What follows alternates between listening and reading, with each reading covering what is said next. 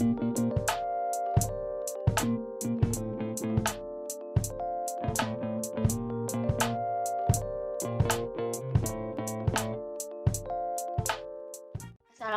warahmatullahi wabarakatuh. Perkenalkan kami dari kelompok 6. Di sini kami akan menganalisis pengaruh kebahagiaan terhadap indeks korupsi, gross domestic product, dan kesehatan dengan rentang tahun 2015 sampai 2020 di setiap benua. Dengan nama anggota kelompok yaitu Krisnawan dengan NPM 068 sebagai ketua, saya Sabita dengan NPM 012 sebagai anggota, dan Koirul dengan NPM 050 sebagai anggota, dan Tanzila dengan NPM 110 sebagai anggota. Latar belakang, di dunia terdapat berbagai benua seperti Amerika, Australia, Asia, Afrika, dan berbagai entitas geopolitik lainnya menghadapi tantangan serius terkait korupsi yang melibatkan pemimpin mereka. Fenomena ini menimbulkan pertanyaan kritis mengenai dampak psikologis dari korupsi, khususnya sejauh mana pemimpin yang terlibat merasakan kebahagiaan atau sengsara sebagai konsekuensi dari perbuatan mereka. Pengaruh kebahagiaan terhadap indeks kasus korupsi menjadi subjek penelitian yang krusial untuk memahami dinamika internal para pemimpin yang terlibat. Penelitian ini diharapkan dapat memberikan pemahaman yang lebih komprehensif mengenai kompleksitas, motivasi, dan dampak psikologis di balik tindakan korupsi pemimpin di berbagai benua. Pemahaman ini penting untuk mendorong perubahan sosial positif dan peningkatan kualitas kepemimpinan di tingkat global. Tantangan korupsi melibatkan berbagai benua dengan konteks politik, budaya, dan ekonomi yang berbeda. Pengaruh kebahagiaan terhadap indeks kasus korupsi menjadi subjek penelitian yang krusial untuk memahami dinamika internal para pemimpin yang terlibat. Melalui penelitian ini diharapkan dapat terbuka ruang untuk memahami kompleksitas, motivasi, dan dampak psikologis di balik tindakan korupsi pemimpin di berbagai benua, serta memberikan landasan untuk perubahan sosial positif dan peningkatan kualitas kepemimpinan di tingkat global. Oleh karena itu, penelitian ini bertujuan untuk menganalisis pengaruh kebahagiaan terhadap indeks kasus korupsi.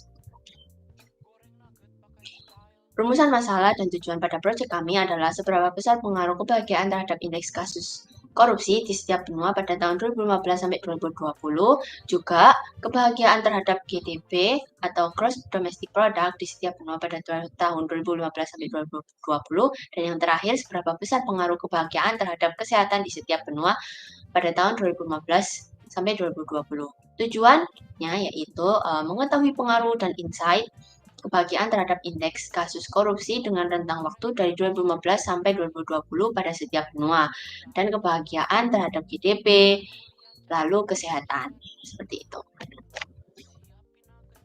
Langkah-langkah pada proyek kami yaitu mengambil data dari Kaggle dengan format CSV dan mengcleaning data, lalu mengimplementasikan ke data CSV ke VS Code dengan menggunakan bahasa pemrograman Python. Tidak hanya itu saja, ada transformasi data. Transformasi data ini yaitu kami mengambil time series dan grouping data dan missing value. Untuk integrasi data yaitu untuk mendeteksi outlier dengan menggunakan metode EGR dan menampilkan box plot. Statistik deskriptifnya kami mengambil distribusi normal dan kurtosis. Dan pastinya ada uji hipotesis dan analisis korelasi metode Pearson dengan multivariat. Dan yang terakhir, untuk memvisualisasi data interaktif, kami menggunakan jenis visualisasi yaitu scatter plot dengan menggunakan DAS.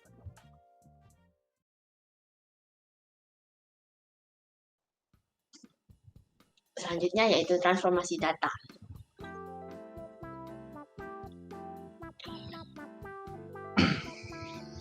Nah, untuk transformasi data sendiri kita itu melakukan yang namanya time series analysis. Nah, time series artinya sendiri adalah kita melakukan sebuah visualisasi grafik dalam rentang waktu tertentu. Dalam visualisasi kali ini kita melakukan rentangnya yaitu 2015 hingga 2020. Nah, dalam time series kali ini apa yang bisa disimpulkan? Nah, yang pertama adalah indeks happiness score tertinggi dan yang terendah. Kemudian yang kedua adalah hitungan kasar dari pertumbuhan tiap tahun dari 2015 hingga 2020. Nah, dari kesimpulan yang pertama didapatkan bahwa indeks yang paling bawah adalah benua Afrika, dan yang paling tertinggi adalah Australia. Nah, jika kita ingin melihat sebuah peningkatan dan penurunan, bisa dilihat dari benua North America, bahwa 2016 dia memiliki indeks happiness score lebih dari 7, akan tetapi pada saat 2020 dia di bawah 7. Nah, untuk yang selanjutnya adalah missing value. Missing value ini kita lakukan pada semua variabel ya, dari country lah, happiness, GDP, family, dan lain sebagainya. Nah, kenapa di sini nilai missing value-nya 0, tidak ada sama sekali? Nah, sebelumnya sudah kita lakukan imputasi dengan cara imputasi MEN, sehingga missing value pada data kita tidak ada, artinya data kita bersih. Nah, selanjutnya adalah grouping dataset. Dataset kita sendiri mempunyai waktu rentang 2015 hingga 2020. Artinya kita melakukan grouping sebanyak 5 tahun. Yang pertama, yang ingin saya highlight adalah negara kita sendiri, yaitu Indonesia. Selanjutnya, nah, 2016 juga Indonesia tetap menjadi top 10 dengan India sebagai temannya dari 2015 tadi. Selanjutnya, 2017 juga Indonesia masih menduduki top 10 dan India juga masih tetap top 10. Artinya dalam 3 tahun terakhir, Indonesia dan India sama-sama menduduki top 10 dengan tingkat CPI score kurang dari 50. Nah, akan tetapi pada 2015, Indonesia dan India sudah tidak menduduki top 10 lagi, akan tetapi Iran dan Irak memasuki top 10 lagi dengan CPI skornya yang kurang dari 50. Secara langsungnya adalah 8 dan 18. Tetap juga 2019 Indonesia dan India tidak memasuki top 10 dan Iran dan Irak tetap menduduki top 10. 2020 juga Indonesia dan India tidak masuk. Dan Iran tetap menjadi sahabat sejati, Iran menduduki top 10.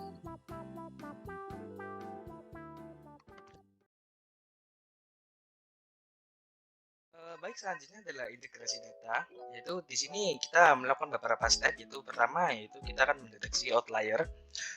Bisa dilihat dari tabel di atas. Untuk box plot dari 4 variabel CPI score memiliki box plot tanpa outlier dengan nilai tertinggi, dengan nilai maksimum sebesar kurang lebih 92, memiliki kuartil atas sebesar kurang lebih 57, median sebesar kurang lebih 38 dengan kuartil bawah sebesar kurang lebih 30 dan nilai minimum sebesar kurang lebih 11.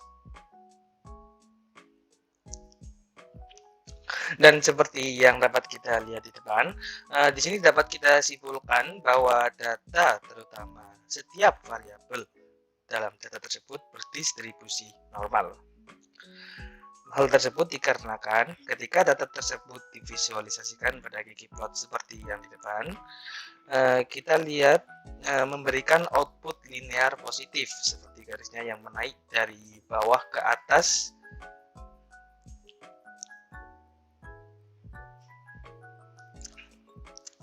Dan berikutnya dapat kita lihat merupakan sebuah visualisasi distribusi normal dari data tersebut dalam bentuk bar chart. Sama seperti plot sebelumnya, dengan visualisasi ini dapat kita simpulkan bahwa data dan variabel di dalamnya berdistribusi normal.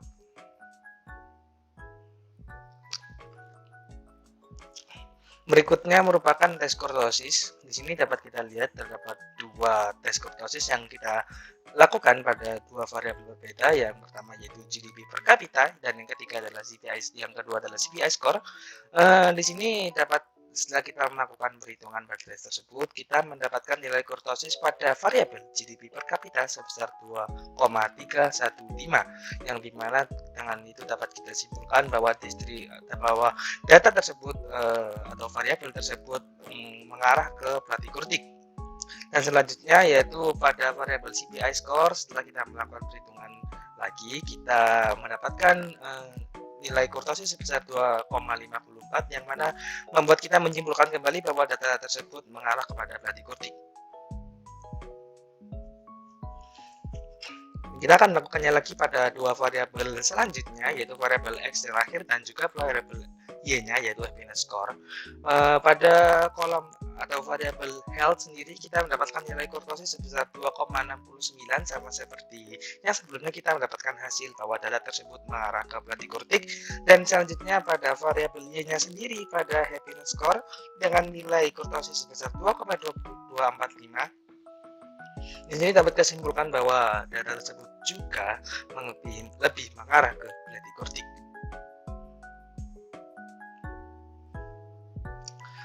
Dan di sini yang terakhir kita mendapatkan uji hipotesis. Data skripnya seperti yang ada di depan. Dengan skrip tersebut kita mendapatkan t-stat atau statistik T sebesar minus 56,6066 dan juga p-value sebesar 1,272 dengan nilai kritis sebesar 1,961. Dengan nilai tersebut kita dapat menyimpulkan bahwa kita menolak hipotesis 0 atau H0 dengan taraf nyata 5% atau 95%. Di sini kita yakin bahwa terdapat ketika terjadi perbedaan pada GDP per kapita, CPI score, health, dan juga variabel health sangat mempengaruhi pada populasi skor kebahagiaan atau happiness score. Oke, selanjutnya ada analisis korelasi. Jadi di analisis korelasi ini kita menggunakan dua metode. Yang pertama ada korelasi person dan kedua ada multivariat. Kenapa kita menggunakan metode ini? Karena kita akan menganalisis lebih dari dua variabel, yaitu ada CPI score, health, GDP per kapita, happiness score. Itu aja. Oke, lanjut. Lalu ada visualisasi data interaktif yang menggunakan scatter plot.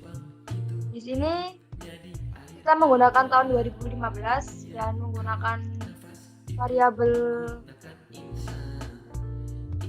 independent CPI score dan variabel dependennya happiness score. Di sini grafiknya selalu naik satu sama lain, artinya pada analisis tersebut dinyatakan positif. Lalu yang kedua ada analisis antara variabel health dan variabel happiness score dengan tentang tahun 2015. Jadi juga sama, grafiknya selalu naik dan naiknya juga selalu berbarengan. Jadi statusnya tetap positif. Lalu selanjutnya juga sama, ada variabel GDP per kapita dan juga CPI score. Grafiknya juga selalu naik satu sama lain, artinya ketiga plot tersebut selalu naik dan positif. Kesimpulan dari analisis kami yaitu yang pertama, antara kebahagiaan dengan CPI score memiliki nilai 0,693001 yang berarti bahwa kedua variabel memiliki korelasi positif sedang. Yang kedua, antara variabel kebahagiaan dengan GDP memiliki nilai 0,704483 yang berarti bahwa kedua variabel memiliki korelasi positif yang kuat. Yang ketiga, antara kebahagiaan dan kesehatan memiliki nilai 0,644478 yang berarti bahwa kedua variabel memiliki korelasi positif sedang. Untuk itu, peneliti mendapatkan insight bahwa 10 negara pada rentang tahun 2015 hingga 2020 memiliki indeks CPI score, GDP, dan health yang sangat berpengaruh sama lainnya. Sekian analisis dan presentasi dari kami. Semoga hasil dari pekerjaan kami bisa bermanfaat untuk teman-teman semua. Wassalamualaikum warahmatullahi wabarakatuh.